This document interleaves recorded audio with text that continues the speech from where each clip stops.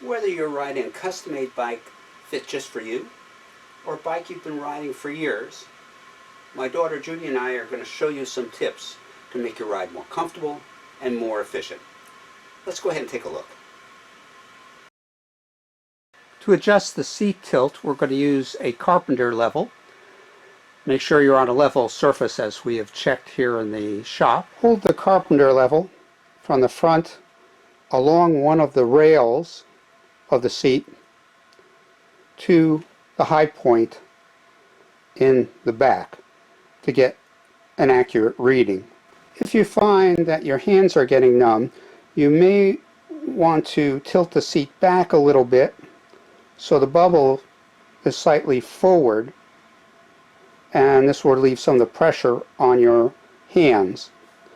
If you find that your butt is getting sore, you may want to tilt the seat forward so the bubble is slightly towards the rear of the carpenter level. Next, we're going to talk about seat height.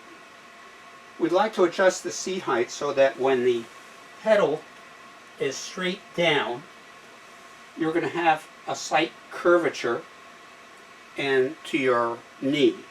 If your seat is too high, when the pedal is straight down, your leg is going to be stretched and straight, such that when you pedal, your hips will rock back and forth, which will be very uncomfortable for you. If your seat is too low, you'll have an extended angle at the knee, and when you go ahead and bicycle, this too will be somewhat uncomfortable and you'll lose a lot of efficiency and strength in your pedal motion.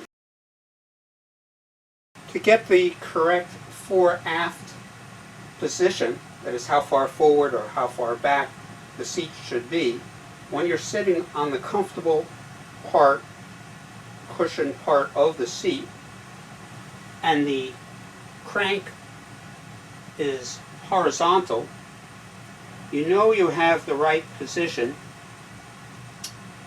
if we drop a plumb from the kneecap directly down to the point at which the pedal contacts the shoe.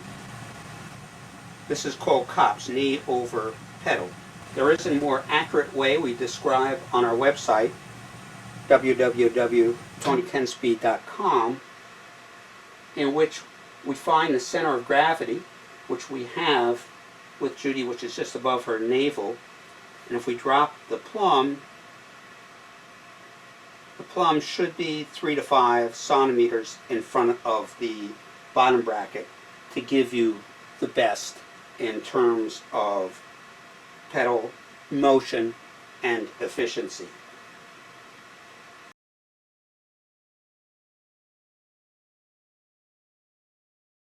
When you have the correct fore-aft position, you'd like to, when you're reaching the hood, to have a slight bend in the arm.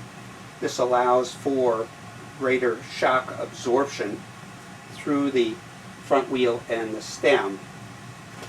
Your back should be, as we have here, Judy is about a 45-degree from the vertical. Depends on the type of rider and the flexibility at the hips. Those triathletes and racers usually try to have more flexibility and lean over further to be more aerodynamic, while some touring riders like to be straighter and more upright to achieve comfort, and depends on the rider.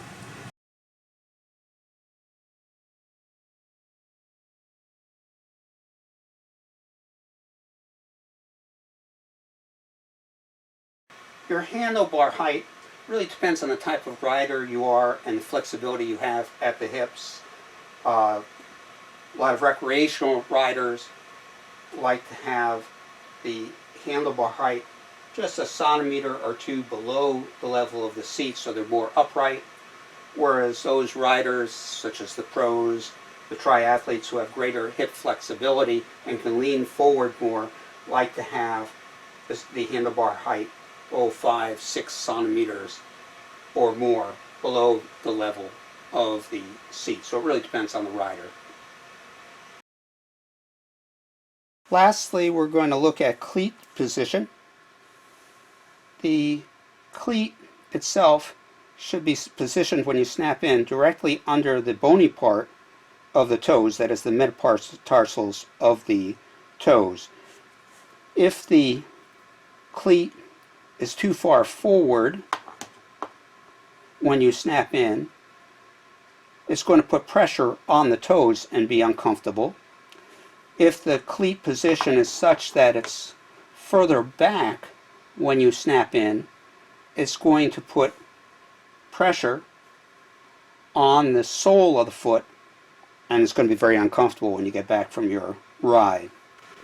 We hope you find these tips helpful. Safe riding.